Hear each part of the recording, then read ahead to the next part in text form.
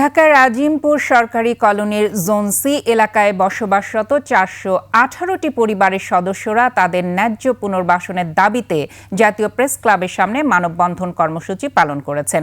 আবাসন সংকট নিরসনে সরকারের দ্রুত ও মানবিক হস্তক্ষেপ কামনা করেন আন্দোলনরত চাকরিজীবীরা। বক্তারা জানান, কোনো ধরনের পুনর্বাসনের ব্যবস্থা ছাড়াই কলোনির ৩১টি ভবন ভেঙে ফেলার সিদ্ধান্ত নেওয়া হয়েছে। আগে তাদের জোন বিতে হস্তান্তরের কথা থাকলেও এখন নারায়ণগঞ্জ জেলার আলীগঞ্জ এলাকায় বাসা বরাদ্দের আদেশ দেওয়া হয়েছে। এমন সিদ্ধান্ত বাস্তবায়ন হলে সচিবালয়, সুপ্রিম কোর্ট সহ আজিমপুর ও লালবাগ এলাকার বিভিন্ন সরকারি দপ্তরে কর্মরত এই চাকরিজীবীদের কর্মক্ষেত্রে যাতায়াত এবং সন্তানদের শিক্ষা জীবন ও প্রাতিষ্ঠানিক কার্যক্রম চরমভাবে ব্যাহত হবে। এসব বিষয় বিবেচনা করে নারায়ণগঞ্জ নয়, বরং আজিমপুর সরকারি কলোনির ভেতরেই তাদের পুনর্বাসনের দাবি জানিয়েছে ভুক্তভোগী পরিবারগুলো।